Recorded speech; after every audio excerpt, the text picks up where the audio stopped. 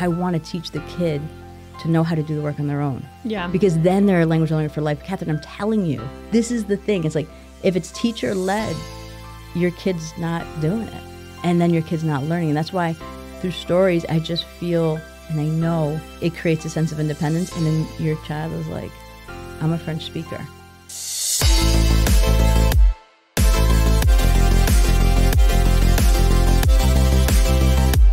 Welcome to Seriously Catherine, a podcast about taking your business seriously, but not yourself.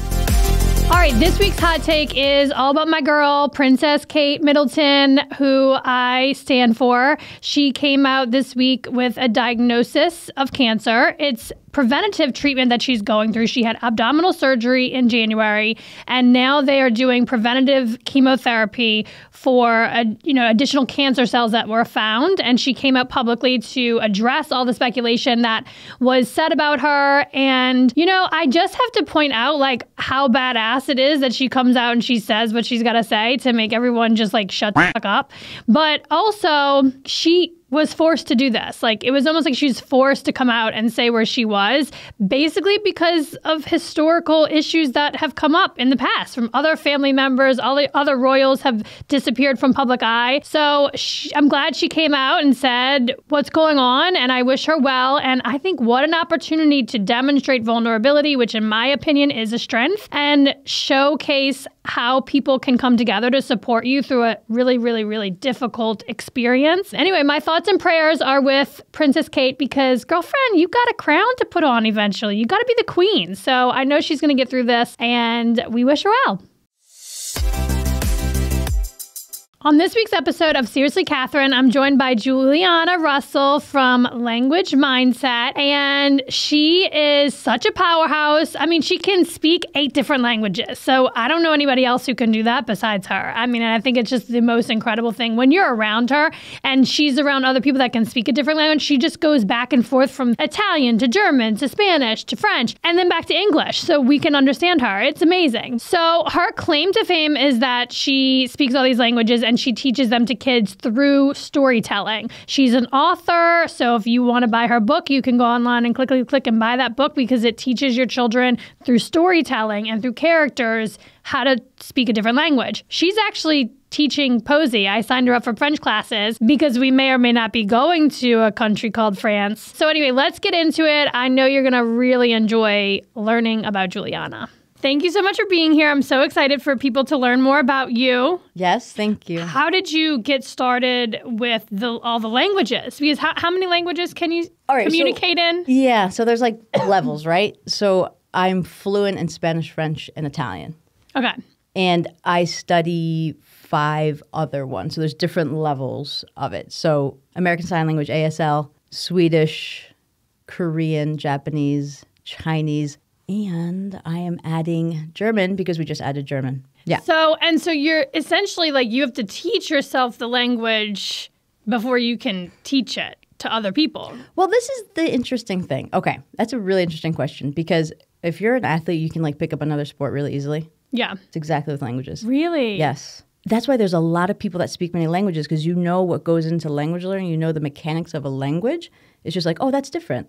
Oh, the verb goes here in Japanese. It doesn't go there. Oh, they don't even have gender plurality in Japanese or in something else. So it's you understand the mechanics. It's just applying it differently. So you look at these athletes that can pick up a sport easily. And it's just like with languages. So it's oh, let's see how German works. Ah, German does this. It does the same thing in French. It does a different thing. You know what I mean? So yeah, cool. So no, I don't teach myself before I introduce the language, but I am such a curious person and I love people that I'm all right, we got to add this language now. Yeah. I want to add Arabic. That's after German. Arabic is next online. Arabic and ASL, it's a race right now. Okay. I have experience with ASL. I can communicate in ASL. And do you feel what you're tying it back to the demand? I mean, are people interested more so in Arabic than they are ASL or? It's really relative. Okay. But yes, I would say this. German is a high demand. Okay. Arabic as well. I mean, there's a whole community of Korean. If you look at Korean here, but now that I've been on social media and connected with other people in the world, there's a huge Korean interest. So it depends on where you're at. Yeah. In Saratoga Springs, Korean, not so much. Yeah. Well, what's great about your approach and your ethos is that you teach a lot of digital, it's all digital almost, right? Yeah. Like, do you even do one-on-one lessons anymore? We do live one-on-one, and this is the thing about the live one-on-one. I see it like cake. Like the cake, I love the frosting. Frosting's like the best part of the cake, but the cake is our stories. I want your daughter studying French and interacting with French every day. It doesn't matter if she has a school vacation or I'm sick and I can't meet with her that one day. Like, you need to have your own practice. Mm-hmm. And that's where stories comes in. It's like, okay, here's our stories.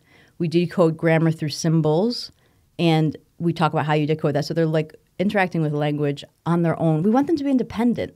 So to answer your question, I see myself in 5 years not having any live lessons. Okay. I'm telling you, Catherine, like try to schedule like time schedules. It's like crazy. Yeah. Like my Chinese teacher had a lot of availability, then her life changed, and now her availability is like this. So how sustainable is that for the teacher, right, and also for the learner? Yeah.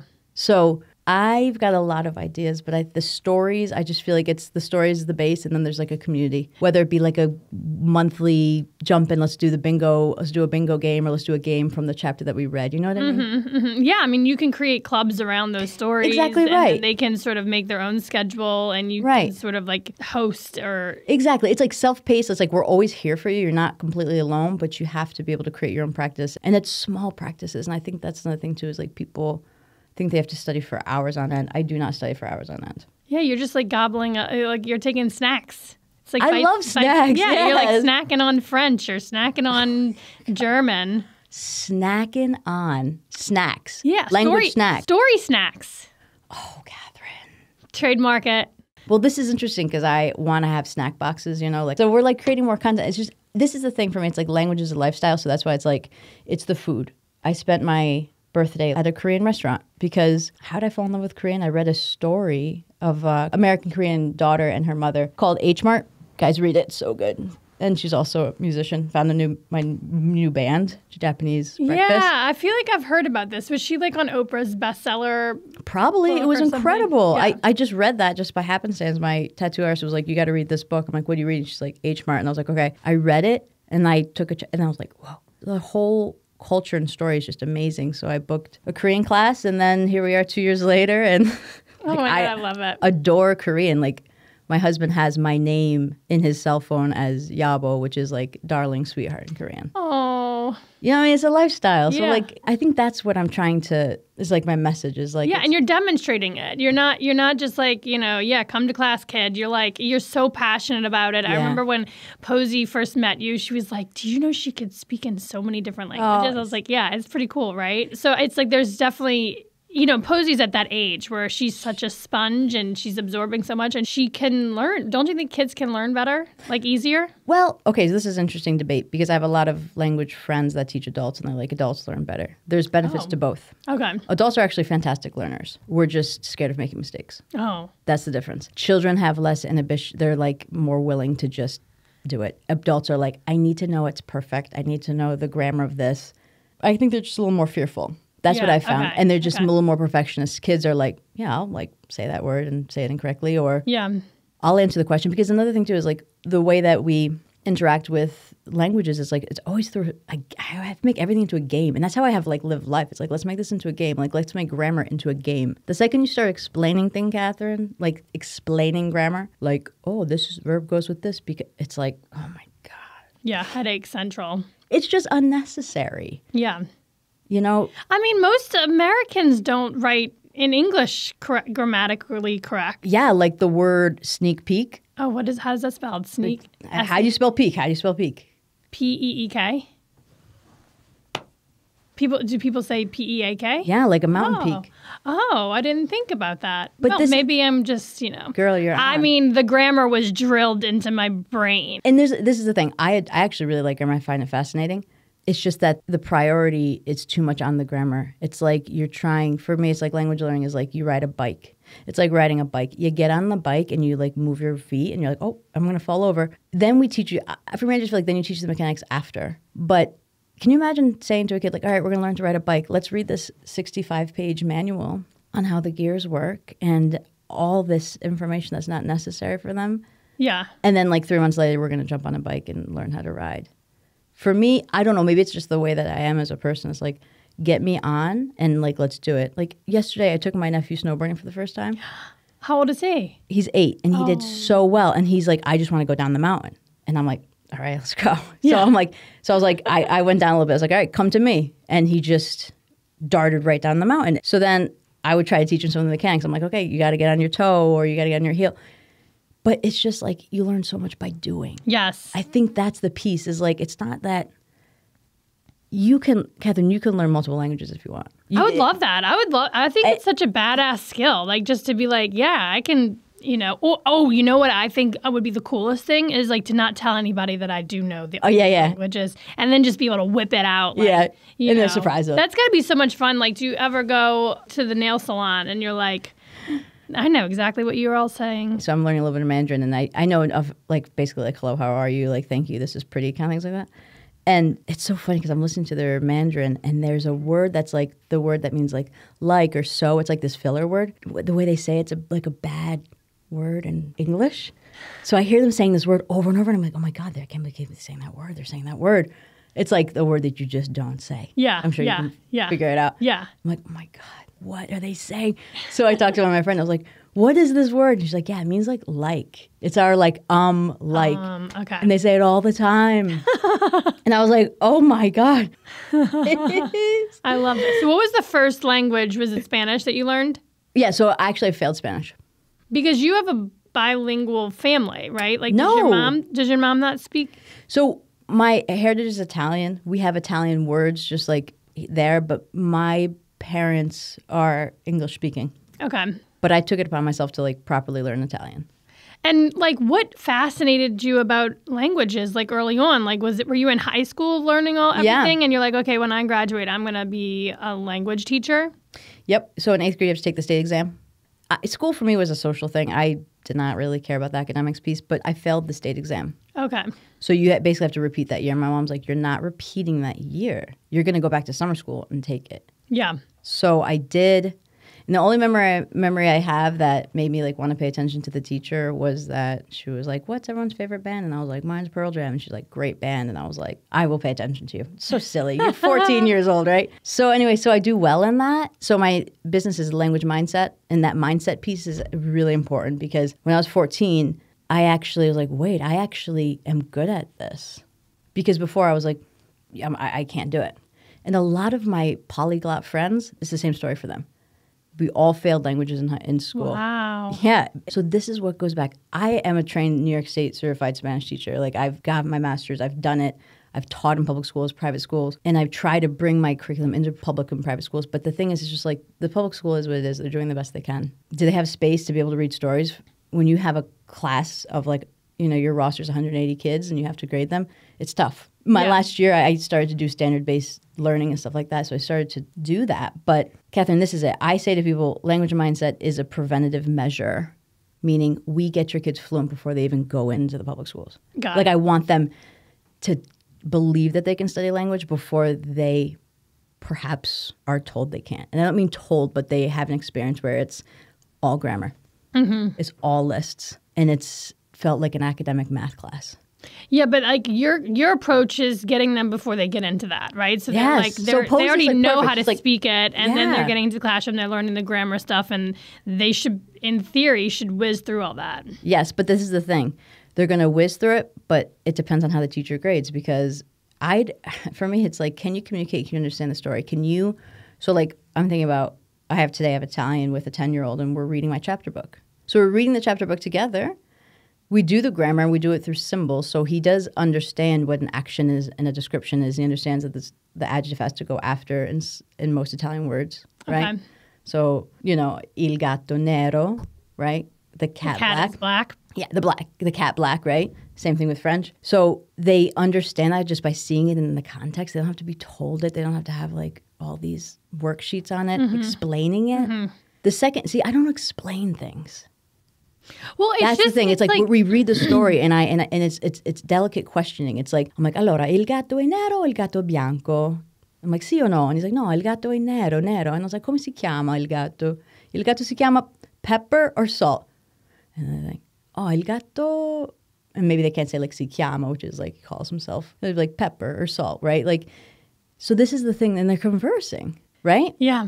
So to answer your question, like when they go to school, they're going to be introduced to language differently. So they may do well, they may not, because they might be like, do this matching, like it has to be exact. If it's not exact, it's not right.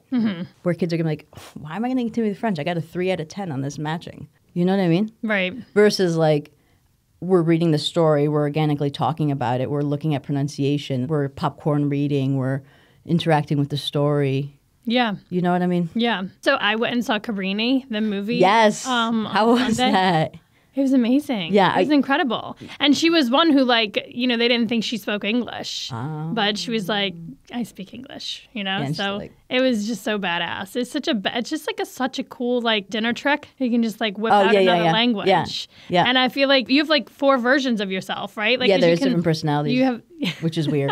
Like, my voice deepens when I speak French. Je sais pas, moi, quand je parle français, je suis comme ça. Is French a more serious... I don't know. Maybe I'm just mimicking maybe the sound of a French person I heard. It's just like, it's interesting that. But there is different, like, personality. There's intonation. Like, I just think about how Chinese and Korean is so different. How Japanese has got such a different intonation, different melody to it. Japanese is quite actually monotone. It's very like, which is fascinating.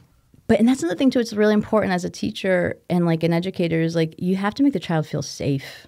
If you're correcting them all the time, if you're telling them, no, say it this way, they're not going to open up. Well, it's also just like, you know. So for a parent, think about it. Like if Posey's reading it and you're seeing that she's pronouncing the French incorrect, like her brain will work it out. Well, I also think about families that have, you know, a German-speaking mother or Japanese-speaking father. Yeah. They just speak to them, right? They just talk to them in another language, and those kids just naturally pick up, you know, what they're saying. I doubt seriously they're sitting down. I mean, I know for sure, and the families that I know like this, they're not sitting down with them every night and talking to them only in German. You know what I'm saying? Like, they're not just, okay, now we're going to speak German. It's like, it's just baked in. Way that, it's baked in, and they're snacking. I love that. They're snacking on it all day. Let's snack on language. Okay, we got to talk about this. This is good. I like this. The snacking piece is really important because everyone loves snacks and everyone loves to snack throughout the day. Let's be honest. I mean, you're supposed to snack through the day. I don't know that I do. I'm more of like a binge eater. I will sit down and have like way too much food. But yeah, anyway. Well, let's not get into my food, my eating habits. That's another conversation. Yeah. Well, I find that like I do love like a little snack, you know, and that's how languages is done. It's like through these little snacking. We've created 16 short stories, which we say it should take a month to do a short story. 8 of them are already illustrated and translated. And then the other 8 still need to be designed. Okay. And then we have to get our teacher videos and things on that. But if you look at that curriculum is like, you have a story a month. So you have it for the full year. It's done. So I'm looking at ways to like get it printed. Because I think that's important for a child. Yeah, I mean, I think that because essentially it's the online coursework with a workbook, you know, that they can work through, and then there's the bingo cards and you know the stories. But like for me, I mean, just for me, I was sort of like, oh my God, overwhelmed. I totally, and we did try to get through as much of it. But again, for me, I don't put too much pressure on Posey to. I just want to make sure she's having fun learning. Right. Even just this is my personal opinion, like I've signed Posey up for like the after school French classes, which she loved, but it was like 6 classes once a week. And I don't know that she retained any of it. So I feel like it is more efficient and effective for her to be just doing it ongoing. Like, exactly, Catherine. And so I had a conversation with one of my friends who's a French teacher, and we had this conversation. It was almost like a debate. Because I was like, why can't we take languages more seriously?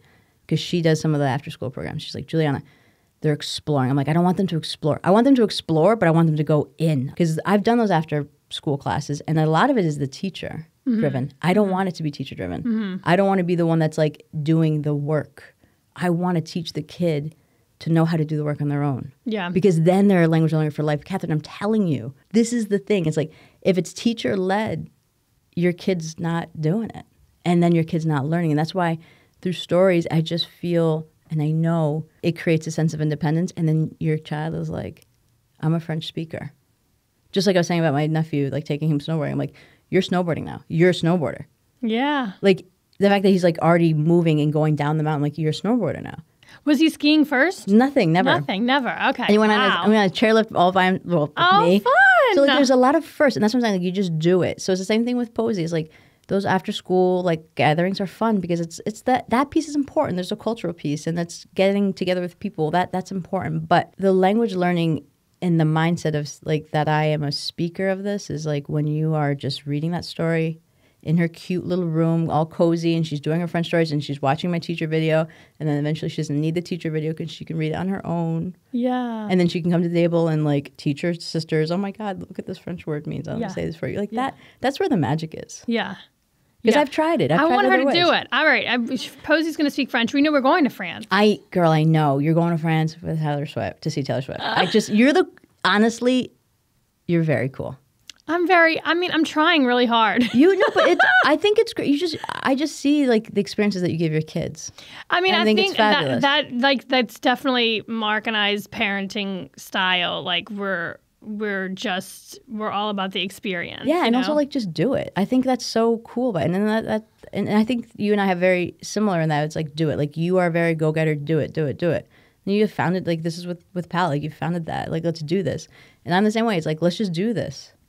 Yeah, well, it's certainly more fun and, again, more effective to do it with people, right? Yeah. So when you start to surround yourself with people who are of that mindset, everything just feels so attainable. Totally. I'm just thinking like, because my business is still fairly young. It'll be 5 years, and I feel like it's been a progression because the first couple of years I was like, I will teach all ages, Spanish, French, and Italian, and then eventually niched down to children. That was really like what I wanted to do. And I'm thinking in 2 years, Posey has read all 3 of the chapter books because it's a series. So she's like comfortable because the chapter books is like the textbook, and then we ask questions around her. So if we're talking about like Salt and Pepper live in a little house in the country, do you live in a little house in the country? Salt has a brother. Do you have a brother? No, I have 2 sisters. So you see how like we take the story and then we get to talk around her. So think about it. 2 years from now, I get to pair her up with a French speaker who's read Salt and Pepper in English. So they both have something to talk about. Yeah. And now she has a connection. You have a connection with somebody, a French family, and so like Salt and Pepper is like what gets you started. Yeah. And then they start talking about other things, and now they have WhatsApp, and you're sending videos. Posey's sending videos to a French friend or French friend. Yes. That's where I just have to be patient. You want your business to be where somewhere else, but you're like it takes time. It takes time, and a lot of times you have to wait for people to catch up with you because you're freaking running. For that. Thank it's so you. true. I think it's like for a perfect example. Okay, thank you for that. In 2018, I went to a women's conference in New York City. Came home on fire. I was like, we need things like this. We need a cafe that's like blah blah blah. And I started to build out palette. Just this year, I'm starting to recognize that people locally and in central New York and in Albany are doing women's conferences. And they are exceptional. They're over the top. They're experiential. They're interactive. And I'm just like, wow, we are finally here. We're finally here where we're doing these types of events that are so empowering and inspiring. And it's focusing and putting the spotlight on people in our own backyard, in our own communities that are kicking ass and taking names. And that is like, again, it's just like it takes time for people to catch up. And I think all you can do is just keep doing you and keep taking the action, and eventually we'll all catch up with you. Catherine, I really appreciate you saying that because sometimes I'm like, Jules, you've got too many things. You just need to like do less. And I get that. But I also, it's like do the things, but just be patient. And like the catching up is really interesting though too. Honestly, I really appreciate that. And thank you for your insight of saying like 2018, it's taken to this to actually like feel like it. Because I feel like there's such an impatience sometimes. Well, I am. Yeah, well, it's just you're ambitious. Yeah. You're audacious. These are the things that I share those same characteristics. It can be incredibly frustrating. It can be frustrating. When people are not. And it's just like with any little thing. Like we're trying to buy a house right now. And it's like, why aren't everyone around this project hustling, And it's just like so incredibly frustrating. And I was even talking to Jackie, Jackie Sheffer. I know you've met her. Yeah, is she the financial? Yep, financial advisor. She loves sharks? Loves sharks, you're right. So I was sitting down with her and I'm just like, but like, what if I just didn't do the thing, right? Like, what if I just sat back? Would things play out the way that they are playing out anyway? And she was like, absolutely not. But it wouldn't matter, right? Like you put focus on what you want to focus on, and you kick forward the projects and the things that you're passionate about, and everything else does fall in line because you're putting your energy there, you know? Yeah, you're right. And the patience is like, you have to zoom out sometimes, a lot of times. Yeah. You got to zoom out and say, it's going to, like, you have to trust the process and know that it's going to happen. And this just goes back to language learning. It's like, it doesn't happen overnight, but there are tricks and tips and hacking, if you will, to help you get further fast. And I think that's that's the cool thing about the stories is that it's like, we're going to worry about all the other stuff, but like, it's actually baked in. Let's just like go. There's just, I don't know. I think there's a way to immerse quicker, and then you have to wait for the results, and that may take years, just like you're saying about your palette. Like, it took you years. It takes time. It also is important to, you know, not so quickly, on to the next thing, right? Well, I have so many projects that I am passionate about and excited about, and sometimes I don't take the time to bask in the experience or the journey of a thing, right? Like, I mean, we killed the cafe at the end of 2021, the cafe portion of the business. And there are bits of time where I think back, like, man, I could have just held on for a little bit longer, but at the time it was just too much, and I was so burnt out. So it's like taking the time to giving it ample time to sort of bask in the success of it, or, you know, give it time to work itself out. You know, those are all things you got to constantly be thinking about, especially when you have multiple lanes advancing. Right. And that, you're right in that, because it's like, when is enough time for it to really like see it through? And that's something actually I've been saying to myself, is like, Juliana, you have to see this through. And I'm thinking about even just the December challenge, the short stories. Like, I looked at that and I'm like, okay, how can I see that through? Like, what are some ways to make that better? Like, don't just be like, take it and be like, that's it. Like, work more with it. A booklet would have been great. Do that. Or, you know what I mean? Like, there's just ways to make it like, I don't know. Maybe a different month, maybe a different theme around the challenge. Maybe, you know, like, maybe there's like one tweak you could have made, and it could be one tweak would be you know, exponentially more successful. You know, but you also got to define success, right? The fact that you even put it out there and you did it, and you got one person signed up, like, that's success. You know, and I remember that's what sort of helped me stay motivated when we were pre-selling memberships as a means to raise the capital for Palette when we first opened. I remember advice I got from somebody, you know, because I did say, they were like, well, what are you afraid of? I'm like, I'm afraid of like no one signing up. And they were like, well, if no one signs up, then you got your answer. Like, maybe the community's not ready for it or ripe for it yet. But if one person signs up, like, I mean, if you're going to do it anyway, whether anyone signs up or not, you're already at that point. I was already like building it out. It was like the point of no return.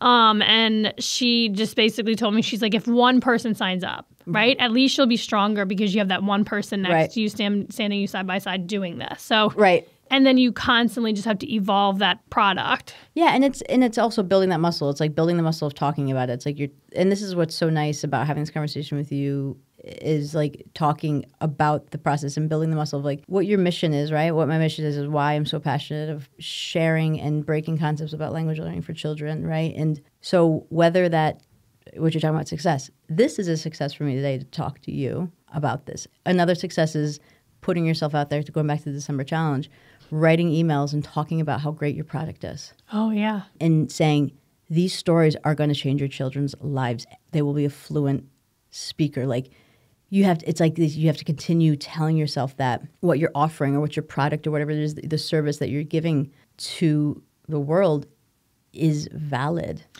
And that's success. And that takes time. And I'm like, these stories are great. But and then you look around, you see all these other things, and it's like, no, like, first of all, not everyone's going to be interested in your product. Not everyone's going to be interested in language learning, and that's fine. But there are people out there that are. Right. And that can be exhausting too, that you have to constantly be selling yourself or constantly be telling people what, you know, why you're so awesome or what you're doing that's so influential or, you know, life-changing. I think back to people who have inspired me, and had I met them sooner or I've had learned of them sooner, how much further along I would be. For example, like, just what if that person waited until they were, 60 years old to start telling their story, right? It's sort of a disservice. So it's a disservice if you're not putting yourself out there and demonstrating like what it is you're passionate about, because it's so inspiring to others to see you out there kicking ass and taking names. And honestly, I can't be the end all for my kids, right? So I need people like you around them as well. Right. You need specialists and experts. Be good role models. Yeah. And this is something too that was like blew my mind. When I started my business, I didn't have examples of people learning multiple languages. I thought 3 languages was a big deal. And it is. That is a big deal. And for you, when I'm telling you, I'm fluent in 3 languages, you're like, that's a big deal. I guess I'm just trying to show you that there's another way. Right. And I didn't have that exposure until I started my own company. So what your child's seeing in school is your Spanish teacher speaks Spanish. Basta. That's it. They do the best they can. Yeah. But there are some Spanish teachers that continue to grow, but then there's Spanish teachers that have been there since the 80s. And that don't continue their passion of learning a language. Mm-hmm. And there are also a lot of fantastic teachers. I worked with a lot of fantastic teachers. It's about like teaching it properly, right? And they're still engaged in it. Yeah. But it wasn't until actually college, one of my Spanish professors was fluent in Italian. I was like, wow, you're actually fluent in 2 languages? And at that time I had been studying 3 languages at that point. Wow. Because he saw, in my Spanish, he saw me making errors in Spanish, and he knew that they were Italian errors. I was cross-checked. He was like, you're doing this. He's like, you speak Italian too? I was like, yeah. He's like, I speak Italian too. You're doing this thing in Spanish. You don't need to do that in Spanish. That's what you do in Italian. What that was, it showed me that there are other people that do this. And you need a shining example to say, there's other people that do this. Like I was going back to my nephew, just talking about my nephew all day today, but I said to him, like, buddy, you're learning snowboarding at 8. I started snowboarding at 14. You're learning Italian at 8. I started learning Italian at 15. For him to see that where I am, it's like, you need to see someone at the end. You need to see someone at the end and be like, this is possible. Right. Because language learning is hard and it takes a lot of effort. Yeah, and there are some people, I'm sure, who are like, what's the point of that? What's the point of that? I want to be able to go to France and like order a croissant and not get also, Catherine, you the stink eye. Because we went to, so for our honeymoon, Mark and I went to Amsterdam, Paris, and London. Oh, fun. And I did not have the best experience in Paris. I had a good experience. We were there for New Year's. It was like, we were there on our honeymoon. I was feeling all the love, but I was not feling the love from the French people. They were like, you damn American can't even like say the word water. Ooh? Low. Well, so did you ever hear the story about it? Because accents are such a huge thing when you like pick up on someone's accent. Yeah. And you just because I can pick up on yours. It's sweet. And some people pick up on mine. They're like, are you from here? I'm like, I get that a lot. Well, people speak so many different languages. I'm sure there's like crossover and people can't really pick. They're like, where are you from? I'm like, I'm from here. And they would say the same about my mom. They would make fun of my mom's accent, but she's from Mechanicville. I don't know. Do you dream in other languages? Yeah. That's gotta be wild. I just dreamt in French just a couple of nights ago. I don't know what we were. Yeah, I have very vivid dreams. This is like really weird, but yeah. I love that. Okay, so thank you so much for being here today. I love that you came on. And where can people like get in touch with you or learn more about you? Our website is the place. So that is www.thelanguagemindset.com. Okay. Yeah. Thelanguagemindset.com. And we're on all the socials, Instagram, LinkedIn, Facebook. All the places. Well, thank you so much for being here. Grazie mille. Come back. Sì, ci vediamo presto.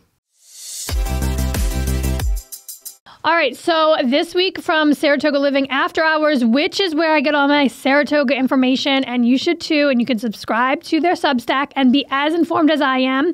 But in case you're not informed here, Sarah Ali is moving from the Wilton Mall, and she's getting an upgrade to Broadway. And I am so excited because Sarah, the owner of Sarah's Kitchen, is a member of Palette, and she used to be at the Farmers Market, then she moved to the Wilton Mall, and now she's going to be on Broadway. We have had her cater events at Palette. The food is so good. And Sarah is from Egypt. So she is bringing all of the Middle Eastern Egyptian cuisine that you did not know you needed in your life to downtown Saratoga. And I am here for it. So in 2 to 3 weeks, depending on how easy it is for her to get through the hoops that is City Hall and getting all the permits that she needs to open up a business on Broadway. She will be open, hopefully in time for the Belmont, because she absolutely needs to be able to capitalize on all the new faces and people in the streets and stuff to eat her food. So yeah, Sarah's Kitchen right here in downtown Saratoga. It is coming soon. It'll be a walk-up kitchen. You can take food to go. I'm sure she'll have like prepared meals that you can just grab and go. You can also sit for lunch and dinner there. I'm just so excited because we're getting a little diverse with our culture in Saratoga Springs, and I think that's great. And I love to be able to like introduce my daughters to all the different types of foods that you can eat right in their hometown. Our taste buds are really going to thank us. All right, this week's Facepalm Mom moment is a springtime snowstorm experience. I mean, we didn't put all of our snow gear away, but we didn't expect to have to use it until next winter. But over the weekend, we measured 15 inches in our front yard. I don't know what everybody else got, but on Saturday, I drove through the slush and the muck with Leah Ferrone, who, thank God, has a big truck and is a confident driver. She drove us down to the Guts event, which was a women's conference that one of our palette members, Brittany Burnham, put on. It was amazing and incredible. And then we got back home and yeah, it was just like the middle of a snowstorm. I felt like it was never going to stop snowing. And it was this kind of storm where it's like, you're not going to catch up with it. You know, as much as you shovel, as much as you clear a path, as much as you're staying positive during the shoveling experience, it just is coming down. There's just no catching up to it. And so that was frustrating. And then on Sunday, we went to another palette member's parents' house to sled down a hill. And it's just like, I don't think people realize how much work it is to bring your kids sledding or bring your kids out in this weather. I mean, it wasn't snowing at that point, but it was at least 20 inches where we went sledding. It's just like we kept sinking. So the sledding piece of it wasn't as, rewarding as you envision it to be. And so like, there was like this part of me that was like, okay, this is it. This is the last time that we're going to be sledding or, snowshoeing until winter. Like, let's make the most of it. Let's have a great day. But at the end of this whole ordeal, it's just, you're carrying children through 15 inches of snow. I didn't have the right pants on. I didn't have snow pants on. Can it be over? Can it be over now? Now we get it. Mother Nature, you dumped on us. We get it. Now can it be springtime? For real? Thank you for listening to this podcast. And if you want to connect with me, slide into my DMs on Instagram. My handle is Catherine Hover.